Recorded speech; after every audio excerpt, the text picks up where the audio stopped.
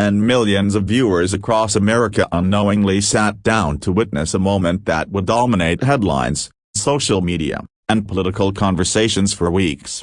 It didn't start with shouting, it didn't start with insults, it didn't even start with disagreement, it started with confidence. See two towering political figures walking onto a set, each believing they knew exactly how this night would end. Elizabeth Warren, the Harvard law professor turned U.S. senator, had the air of a seasoned warrior entering familiar territory. She'd prepared for days, hours spent poring over policy documents, revisiting old court cases, rehearsing responses, anticipating every question that might come her way.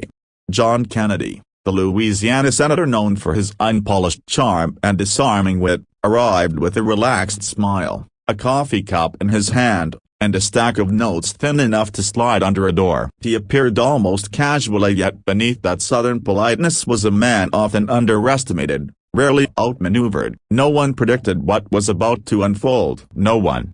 The build-up why this night mattered. Producers had labeled the event as a deep dive into federal power and legal authority, a topic most Americans rarely think about. But the stakes were massive. Warren had just introduced a sweeping proposal that would expand federal agency authority in a way she believed would modernize America's legal and regulatory framework.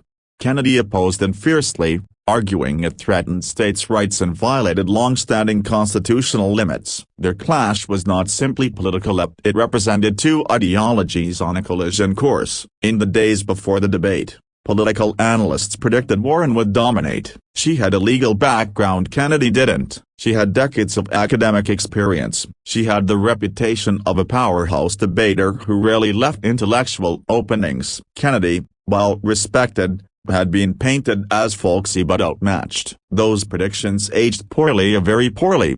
The opening minutes saw calm before the storm. The broadcast began smoothly. The host introduced both senators. Warren nodded confidently. Kennedy smiled politely and adjusted his tie. Warren opened with a lengthy, detailed explanation of her proposal, how it would streamline federal processes, how it would close legal loopholes, how it would create unity between federal and state functions. Her voice never shook. She knew her facts, or believed she did. Kennedy listened without interrupting, a small, almost thoughtful smile forming at the corner of his mouth. This calm, almost quiet demeanor should have been a warning sign. But no one noticed. Not yet.